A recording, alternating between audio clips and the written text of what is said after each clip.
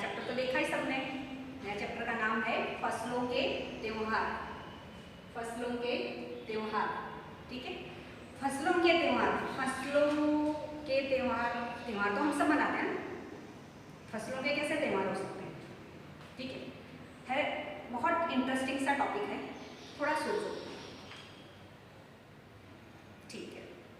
फसलों के त्योहार, ये जो चैप्टर है इसमें हम देखेंगे, पहले तो हम इसका मतलब समझेंगे कि फसलों के त्योहार यानी क्या, ठीक है।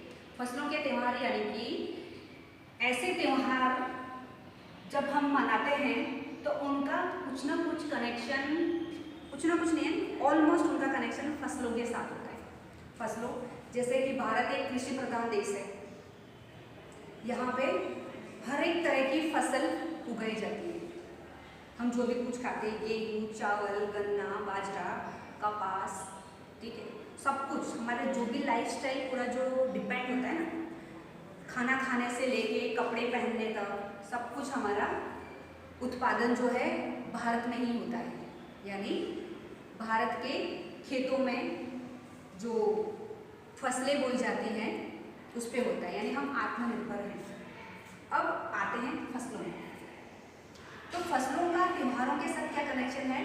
तो जब कुछ समय पहले या अभी भी जो किसान होते हैं, जब वो फसल पैदा होती है उनके खेतों में, जब वो कड़ी मेहनत करते हैं, पूरा धूप नहीं देखते, बारिश नहीं देखते, ठंड नहीं देखते, खेतों में जाते हैं और वहाँ पे फसल उगाते हैं, और जब वो फसल पक जाती है तो उनको कितनी खुशी होती है ना। फसल पकने से उनको जो खुशी होती है, उस खुशी को वो जिस अंदाज से वो सेलिब्रेट करते हैं, जिस अंदाज से सेलिब्रेट करते हैं, वो त्योहारों के रूप में, हम उन्हें त्योहारों के रूप में जानते हैं और हम भी उन्हें सेलिब्रेट करते हैं त्योहारों के रूप में। तो भारत, जैसे कि आपको पता ही है कि भारत जो है वो अनेकता में एकता का देश है। भारत में बहुत सारे राज्य हैं, गुजरात है, महाराष्ट्र है, राजस्थान है, बिहार है, बहुत, कितने हैं टोटल 29 राज्य हैं। अब जो फसलों के जो त्योहार हैं, जहाँ पे फसलें उगती है, फसलें खेतों में उगती है, तो हर एक राज्य का एक अपना रंग है, एक अपना ढंग है, एक उसकी अपनी एक पहचान है ना। गुजरात की आप, हम सब गुजरात में रहते हैं, तो हमें पता है कि गुजरात में कैसे सेलिब्रेट किया जाता है, ठीक है। हम उत्तरायण मनाते हैं, उत्तरायण मनाते कब मनाते, जनवरी में, 14 जनवरी को मनाते हैं, जिसे मकर संक्रांति भी कहा जाता है। वैसे ही जनवरी के समय पे क्या होता है, फसलें जो होती हैं वो तैयार हो जाती हैं और अनाज खेतों में पक जाता है। फिर अनाज पकने के बाद उसे घर लाया जाता है। घर लाने के बाद में जो खुशी होती है, वो खुशी सेलिब्रेट की जाती है त्योहारों के रूप में। तो उसके अलग अलग हैं, अलग अलग रूप हैं, अलग अलग रंग हैं मनाने के त्योहारों को। तो गुजरात के, जैसे गुजरात में मकर संक्रांति मनाई जाती है, कैसे मनाई जाती है, पतंग उड़ा के। यहाँ पे काइट फेस्टिवल होता है अहमदाबाद में, ठीक है। बहुत सारे अलग अलग रूप हैं वैसे ही इन फसलों के त्योहारों को मनाने का। तो राज्य जैसे झारखंड में ये जो त्योहार है उसको किस रूप में माना, क्या बोला जाता है उसको, सरहुल। तमिलनाडु में इसको क्या बोला जाता है, पोंगल। गुजरात में मकर संक्रांति या उत्तरायण जैसे हम बोलते हैं। कमाऊ, उसे कमाऊ में उसे बोला जाता है दुदुतिया। फिर है बिहार में इसे खिचड़ी भी बोला जाता है, मकर संक्रांति भी बोला जाता है। हर एक का अपना अपना वे होता है मनाने का, ठीक है। ऐसे ही उत्तर प्रदेश में भी उसे खिचड़ी बोला जाता है, मकर संक्रांति बोला जाता है, ठीक है। और मकर संक्रांति क्यों होता है, ये आपका वर्बल होमवर्क रहेगा, ठीक है। ये आपको सोचना है कि मकर संक्रांति जो है जनवरी में ही 14 तारीख के अराउंड क्यों मनाया जाता है।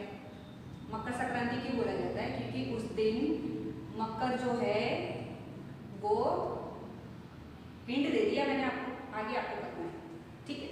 यस, अभी देखो चैप्टर में हम बारी इन सब राज्यों में ये जो त्योहार हैं, ये जो त्योहार है जिसे सरहुल कहा जाता है झारखंड में, जिसे पोंगल कहा जाता है तमिलनाडु में, जिसे मकर संक्रांति कहा जाता है गुजरात में, उत्तरायण कहा जाता है, और दुरुतिया कहा जाता है कुमाऊं में, खिचड़ी और मकर संक्रांति कहा जाता है बिहार और उत्तर प्रदेश में।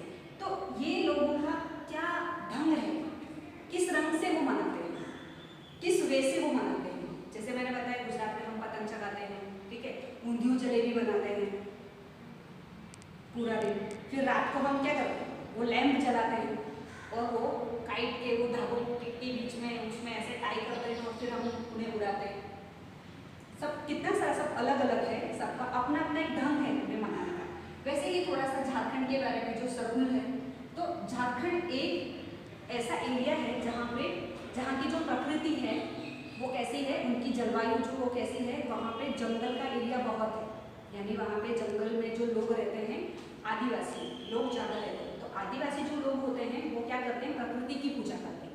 प्रकृति यानी नेचर, जैसे सूर्य चंद्र, उनके जो गॉड होते हैं, जैसे हमारे टेम्पल होते हैं, हम टेम्पल में जाते हैं, मंदिर जाते हैं, मस्जिद जाते हैं, चर्च जाते हैं, गुरुद्वारा जाते हैं, वैसे वो किनकी पूजा करते हैं, वो करते हैं प्रकृति की पूजा, नेचर की पूजा करते हैं। वो पेड़ पौधों की पूजा करते हैं, वो पहाड़ों की पूजा करते हैं, ठीक है। तो जो आदिवासी होते हैं वो प्रकृति की पूजा करते हैं, और जो सरहुल जब वो मनाते हैं, जब उनके खेतों में फसल तैयार हो जाती है तो वो क्या करते हैं, साग एक पेड़ है, साग की लकड़ी सुनिए, साग का फर्नीचर बनता है, साग की जो लकड़ी होती है उसमें कभी कीड़ा नहीं लगता, ये साग की लकड़ी की क्वालिटी होती है।